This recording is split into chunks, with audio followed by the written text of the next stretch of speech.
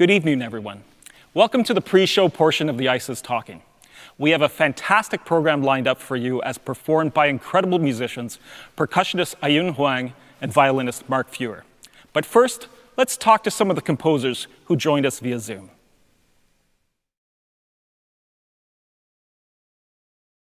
We're here with Vivian Fung, who's joining us from Berkeley, California, although we think of her as a proud Canadian, and we will continue to do so. Hi, welcome, Vivian. Pleasure to be here. So we're super excited about this piece. Everybody who sees it says, oh my God, this is so cool. And we like to think of it because it's called The Ice is Talking, which we have named our whole concert after this great title, because it could also be the most Canadian title that we have ever seen. Can you tell us about this wonderful piece where it's all about making noises on the ice and melting the ice? And can you talk a little bit about maybe where you grew up and how this informed the piece? Sure. So this piece was commissioned by the Banff Center, and at that time, Steve Schick and Claire Chase were the co-directors of the summer program. And I had worked with Steve Schick before. He's amazing. And so he called me up and said, would you like to work on a new project together? And he said, ultimately, I would love to play it, but it's for Aiyun. And I said, great. And so we were kind of bouncing some ideas off. And so I kind of proposed that we do 2 sessions in Banff.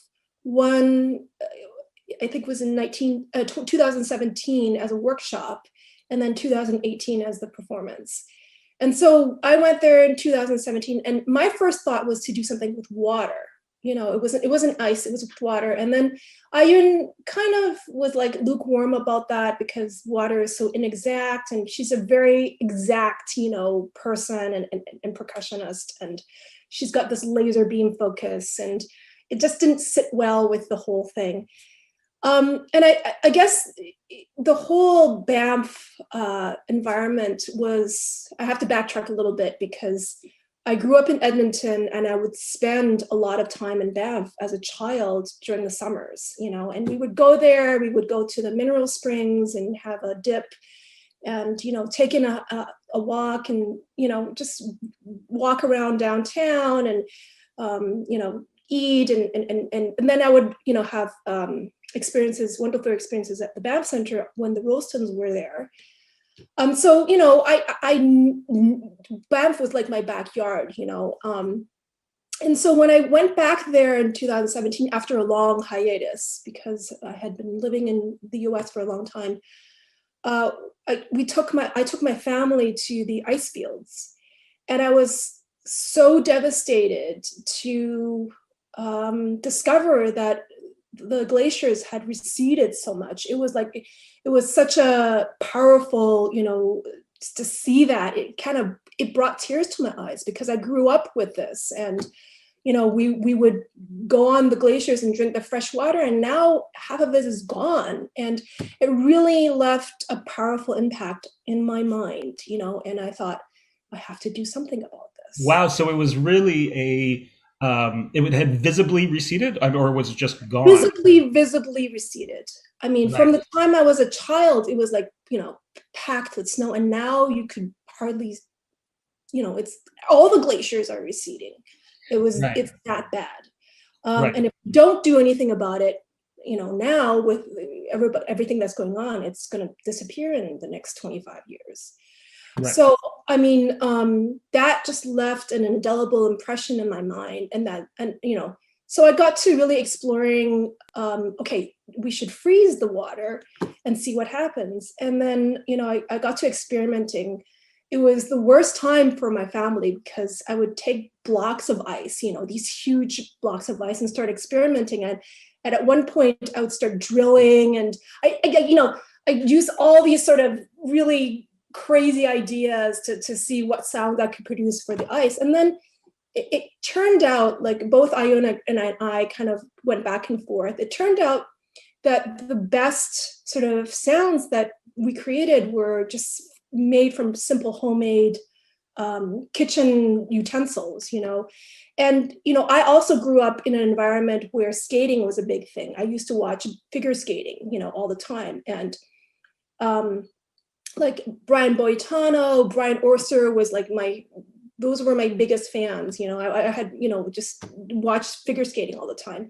And so when it came to competition, there used to be the component of the compulsories where they would do figure eights, across the ice. And I thought that was so beautiful. And I wanted to recreate that.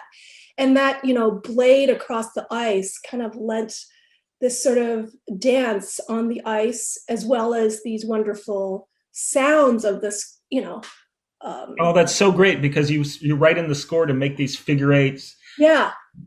Forms on the ice, and we see her doing it and makes these beautiful sounds. Yeah. And it's also about the ice being melted to a certain spot, right? There's a sweet spot that it should be just melted enough, right? Right, exactly. So we time it so that she brings it out. It's not an exact science, but there's a lot of technical things that are going about. And, you have to kind of melt it down so that, because when it's really hard, it doesn't have the sonorous qualities. And when it melts a little bit, you can really graft into the ice and it starts to make these wonderful, slushy sort of sounds. And it's beautiful. I mean, and it's recreating all the sensory things about my childhood, and this is where it is, and this sort of, I don't know, this almost romantic idea of how I grew up, through ice. Oh, fantastic! But it works so well, and Aiyun was going, making sure it melted just the right side, the right amount to find just that one sound when it's somewhere between ice and going towards water, but not so much because we don't want to break it, right? Well, there's a funny story, because I don't know if she told you, and maybe I shouldn't tell you this, but for the premiere, the ice actually broke. If you look at the original video, it broke right in half. Halfway through the piece, and she kind of looked at it for a second, and then she continued on, playing. So that's her, she's like the ultimate professional. So. Right. Well, we were lucky here because we could take a few takes, and let me tell you that there was a second take following a little breakage. But so she fixed. We were able to fix that problem with the magic of video. So let's talk about you as a composer too. Not just how you write, which is always interesting because everybody writes differently. But was there a time when you decided you needed to be a composer? Was there a moment where you went aha, or you came online and said, "Oh, I really have to do this"? Go through that blood, sweat, and tears of making these pieces. Was there a moment you can point to? Well, it's funny because I started very early. I started composing when I was like 8, but I don't consider myself precocious in it. Because I just was fortunate. I had a teacher that was also a composer. So she really instilled in me this idea of notation, but really I found an outlet there because, and the original reason why I started composing was because I really hated practicing. So I would kind of improvise on the piano because I didn't want my mom to figure out that I wasn't practicing. And so it kind of turned into a thing, and it became an outlet. I was a very introvert. I'm still introverted, but because I was so introverted as a child, it became like this thing where I could pour my imagination in, and so my earliest pieces had more elaborate stories than anything else. Like about 2 butterflies falling in love, and all these sort of nifty things. And so when it came to choosing where to go for college, that just became, I had to do it, but through college, it was this thing where I learned about the Western canon, and you go through all the rituals of learning counterpoint and all those kind of things. And back then, I wish I had more experience with the electronic music part, actually. But I really couldn't find my voice. I felt like I was questioning my identity at that point, and I really didn't have a lot of mentorship I didn't really have female mentors, and I didn't really have mentors that were speaking my language, so to speak. I didn't know what that was. And it really wasn't until I started traveling, especially to Asia, that I really said, wow, this has changed me, and so my first trip to Bali was the seminal moment.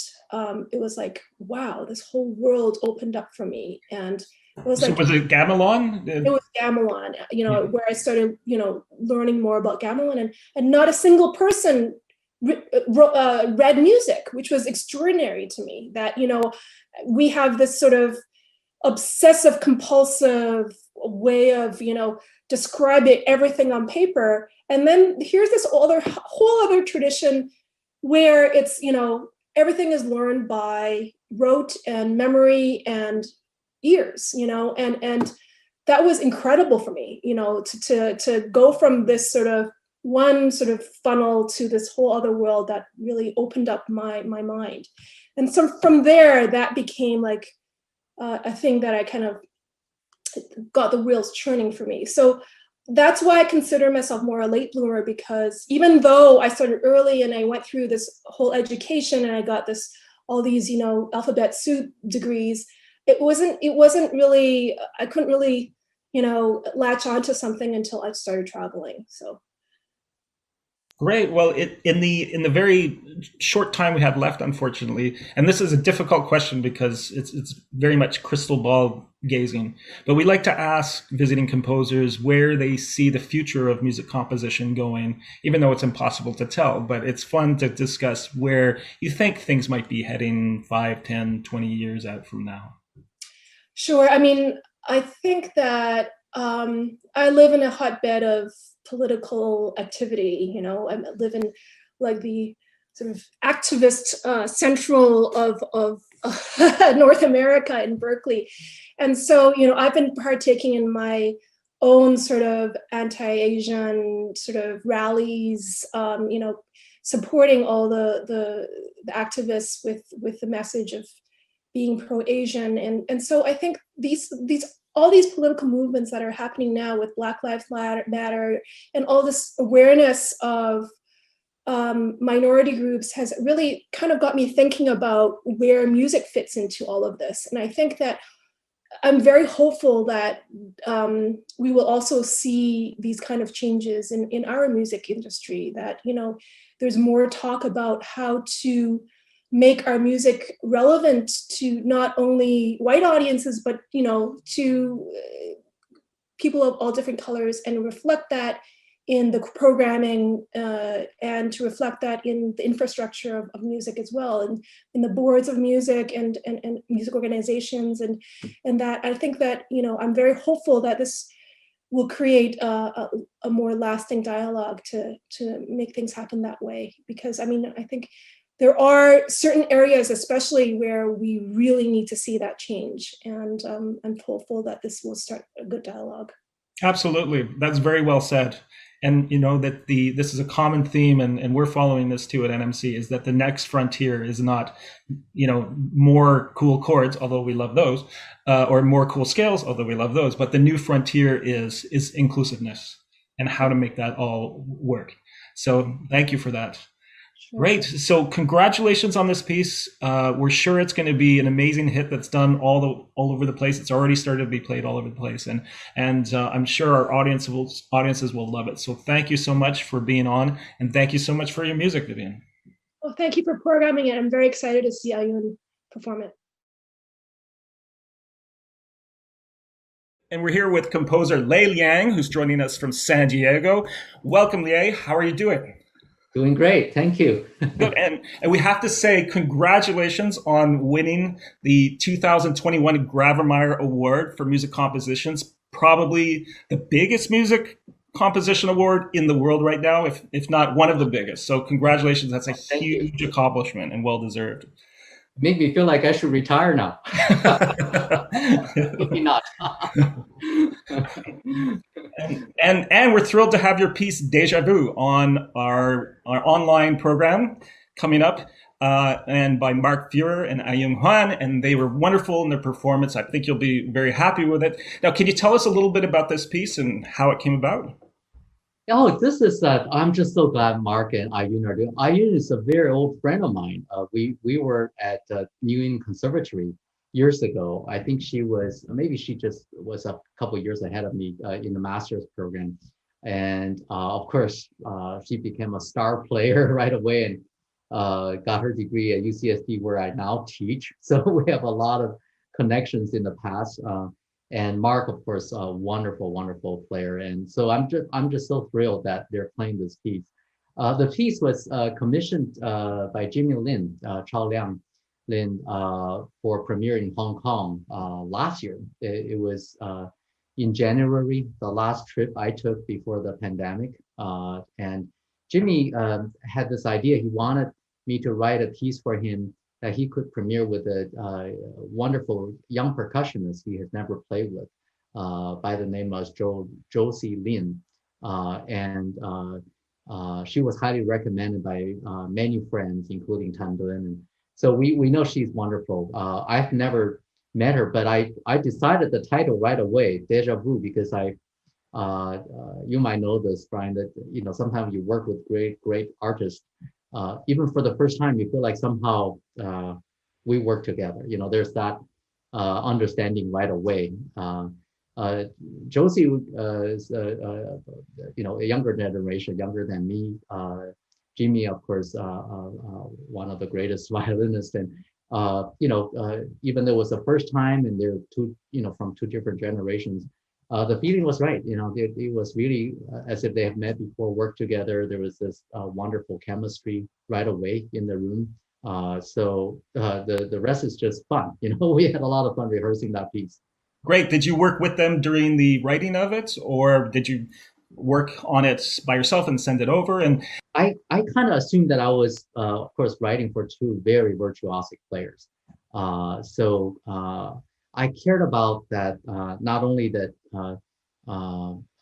that they could really enjoy playing with each other, but also each one of them would have a moment to shine.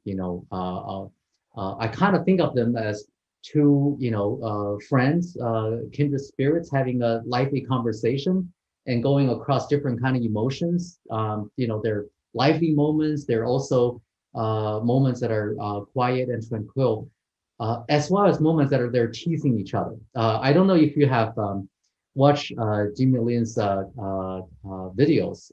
This is how I study my friends and collaborators. Jimmy, of course, I know him, but also I in preparation for this piece, I was thinking I want to know different sides of Jimmy. So in addition to listening to his recordings, I actually check out his video interviews, and they're hilarious. I mean, he has such an amazing sense of humor. That wit, all of that things actually went into the music, because I felt like here's a place they're not going to speak, but yes, they do speak with music, of course. So in fact, the piece started with a kind of a lively conversation, kind of tongue-in-cheek, kind of a dialogue. I also think this is the moment they dance together on stage. When Aiyun plays this piece, don't just listen, but also watch. I mean, the piece is about dance. I mean, you have a male, female, you have different kind of body movements. One is stationary, just playing the violin. The other one is moving around with a battery of percussions. You have to circle, you have to do all these different movements, yet they also have to make eye contact. So there's a bit of a choreography involved as well. Great, yeah, there certainly is, and I think our videographer, I hope, captured that really nicely. So it's great. And what's your process like when you're writing this music? Are you someone who sits at the piano, or are you just at a desk, or is someone you go out and walk in the bamboo forest that you have pictured there? Yeah, all the above. Piano is my instrument. I still feel something. It's kind of indispensable. It's my first kind of a tool to go to. Computer is my next tool.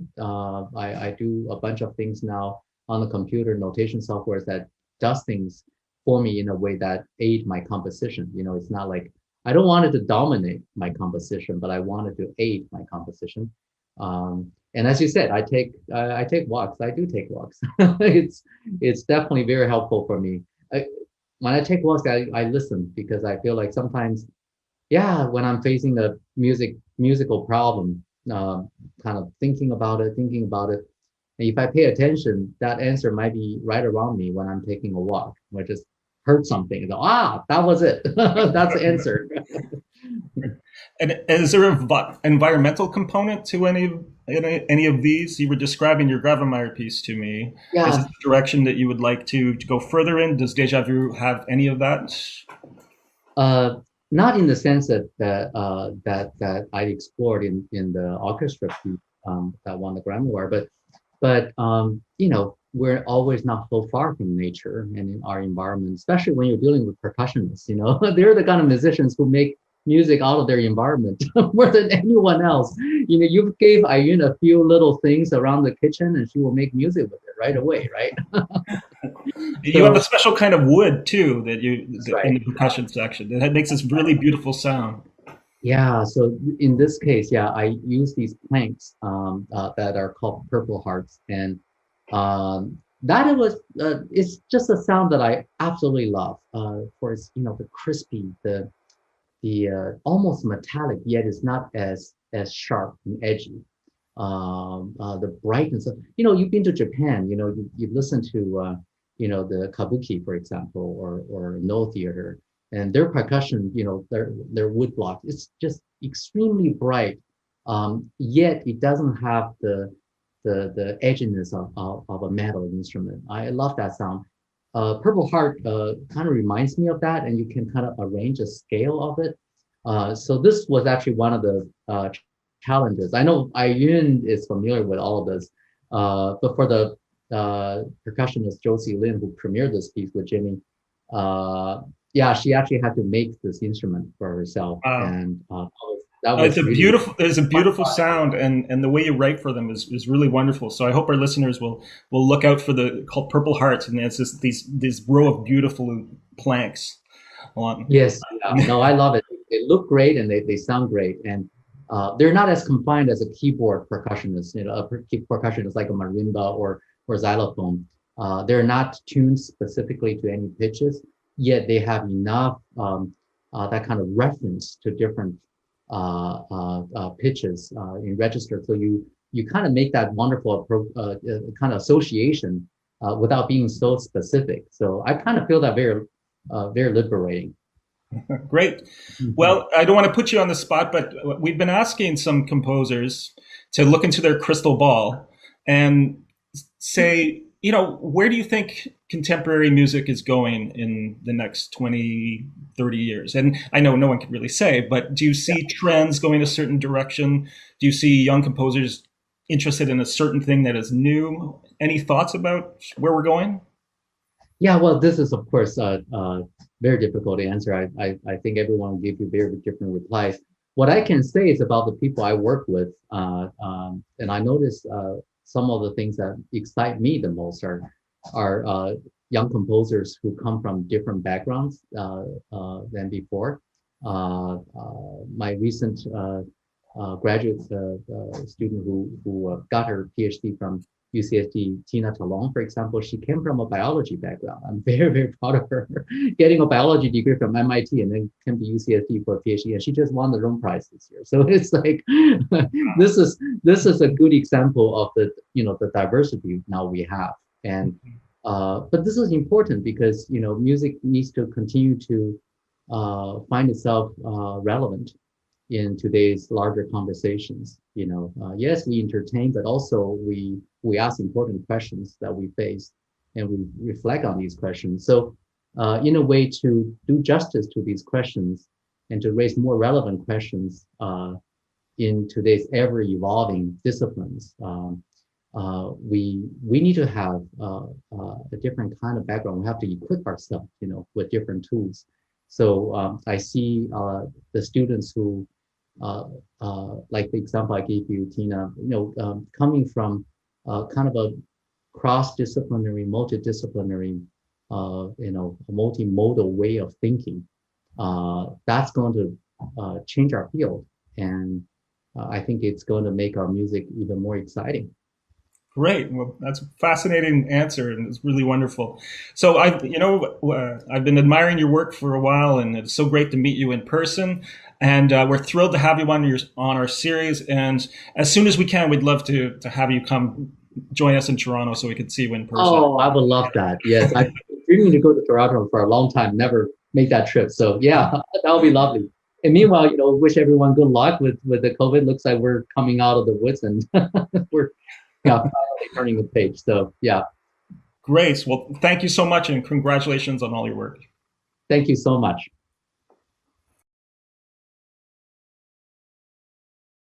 And here we are, everyone. Hello, we're here with our composer, Sophie Dupuis. We're so excited to be presenting her piece, Taken by the Locos. So, Sophie, welcome to NMC Virtually Yours.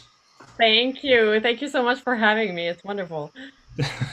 Well, we're excited to learn directly from you what this music is all about. But first, can you tell us a little bit about your background and maybe what some of your influences have been as a composer? Yeah, sure. Well, my background as a musician, I started playing violin when I was very young, and I went to university a little bit oblivious about what it meant to be a professional musician.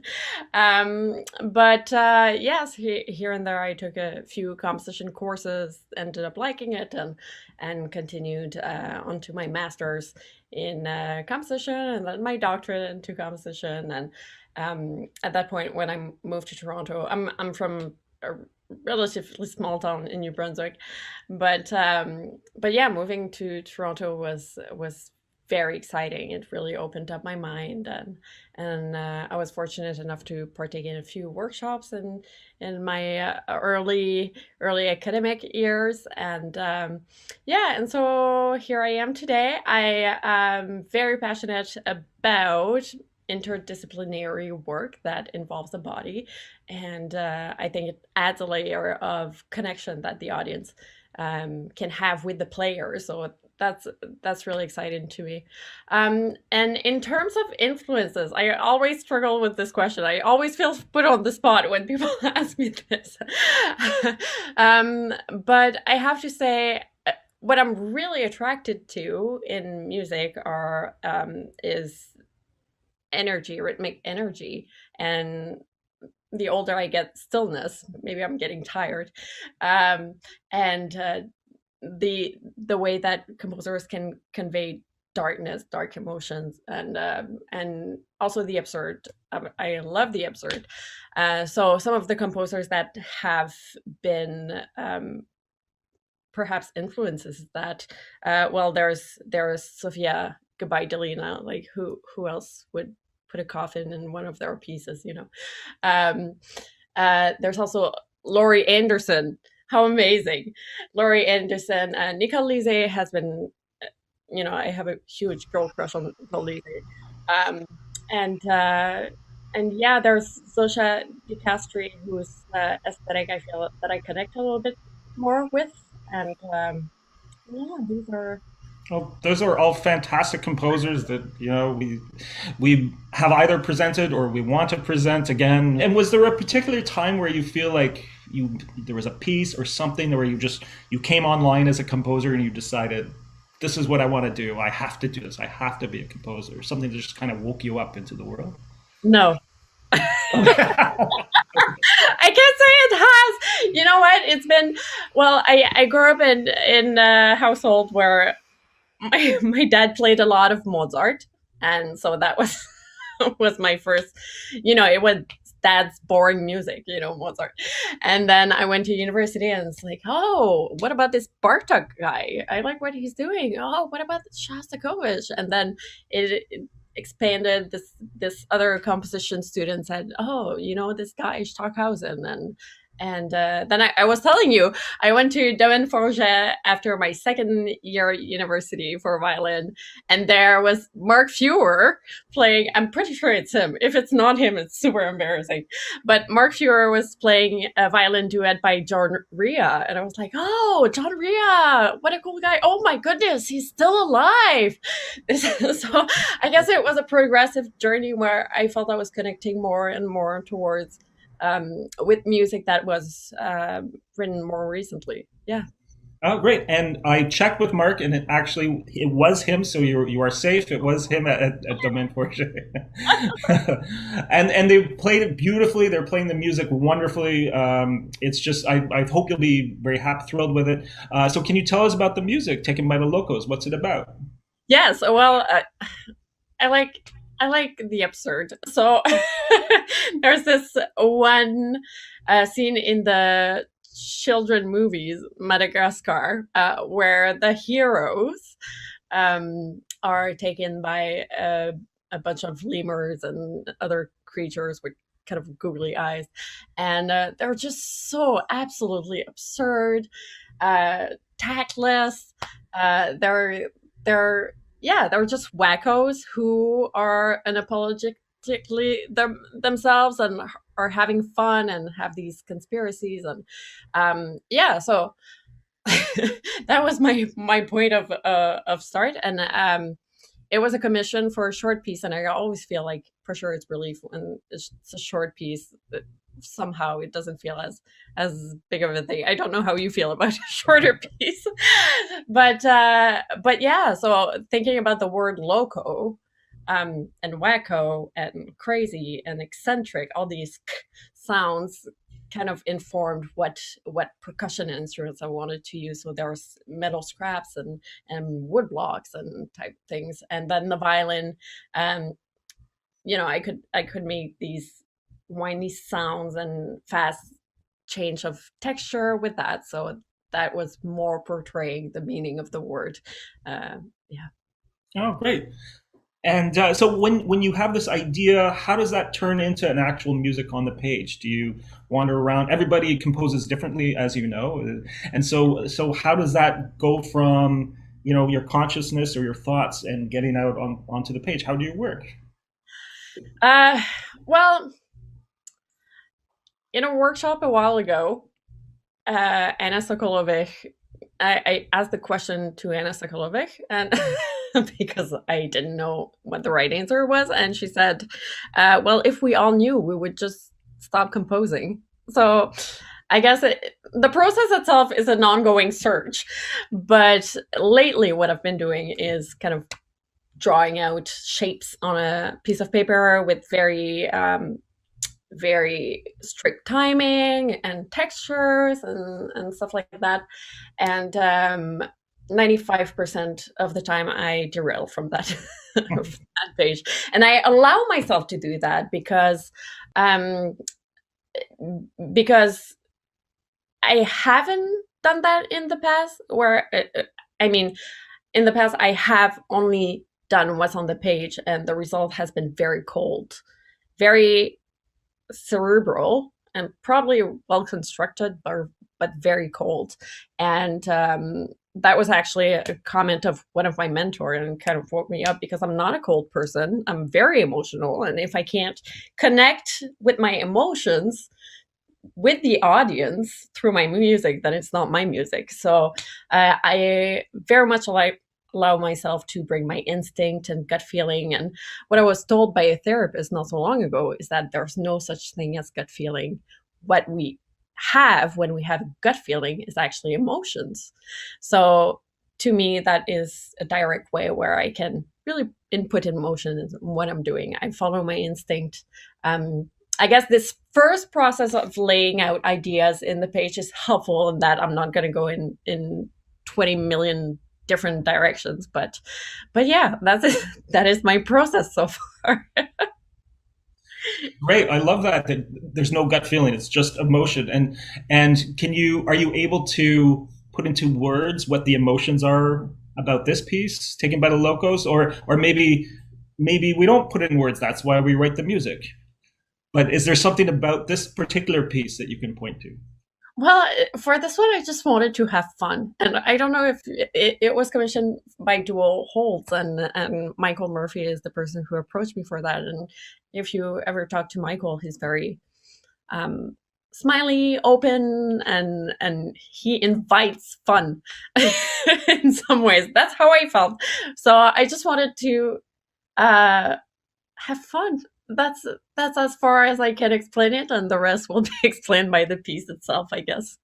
Great, I love that. And just finally, not to be a downer about things, but we're in this really different, crazy environment of the pandemic that has upended our music making just temporarily, and before we come roaring back in this amazing renaissance of the performing arts. But how has that affected you and your work just temporarily? Are you still writing, or is it a little slower? Is it a little quicker? How are you faring? Yeah, well, that's a good question. Very relevant. I guess when the pandemic started, um, I think I think for a lot of people, it was the opportunity to. Well, first, it was so disappointing to have all these cancellations. I was, I don't know if that's lucky, but I was lucky enough that I didn't really have opportunities coming up, so I wasn't as disappointed. But no, it was a time to finally do all these things that we wanted to do that we never have time to do. And yeah, there was in the spirit of always wanting to do more and more, I think everyone wanted to make the most out of this situation. And I don't know of many people who actually were able to be productive. And I think that was very, very difficult to accept. And the thing is, when you're a musician, how much of yourself do you identify in what you do? So if you're unable to be a composer, who are you? And that's a very, it's a big existential crisis.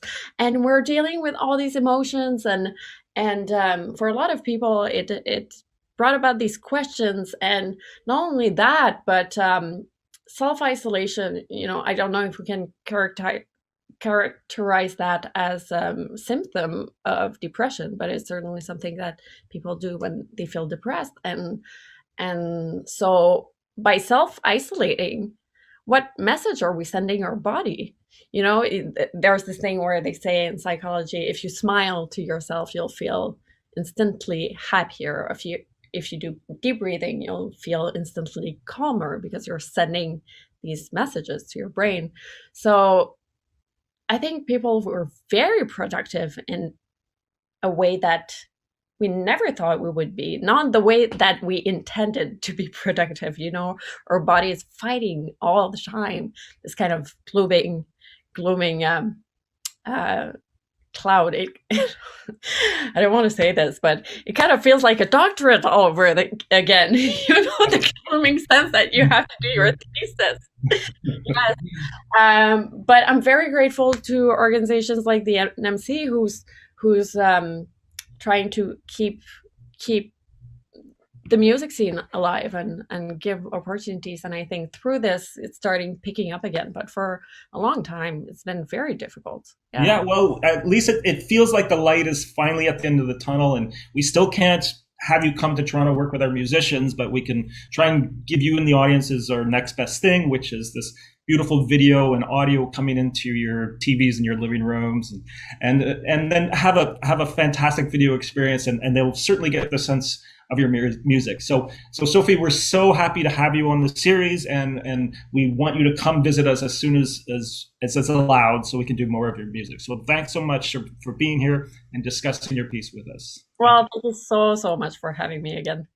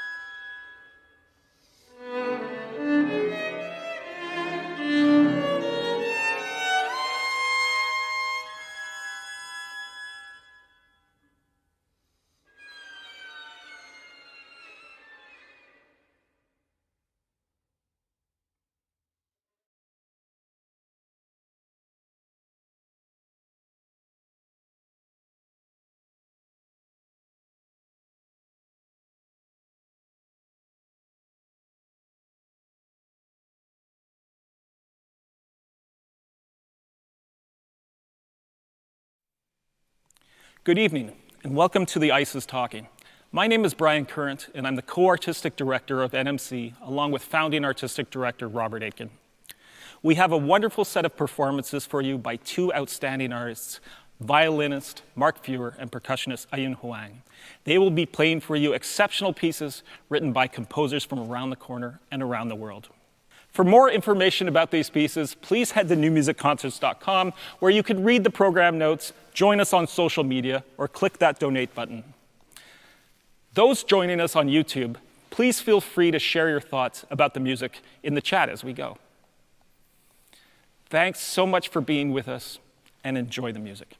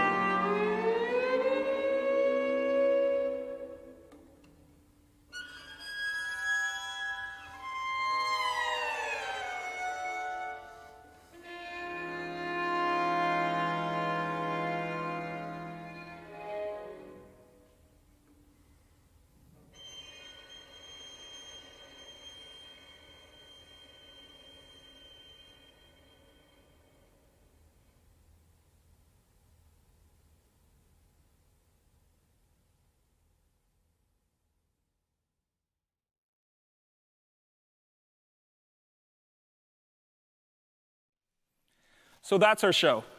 Thank you, everyone, for being part of our journey. We can't tell you how much we appreciate your support. If you would like to contribute to our mission of creating outstanding art music for everyone, we are a registered charity, and we always put your donations to good use. You can donate now at newmusicconcerts.com. Thank you, and good night.